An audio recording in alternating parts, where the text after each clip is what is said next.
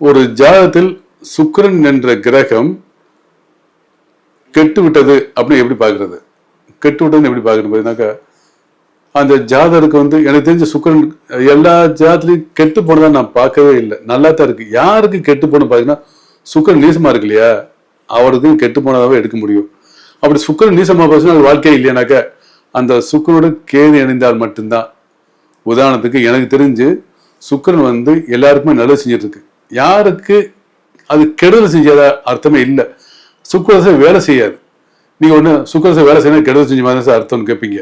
அப்படி இல்லை.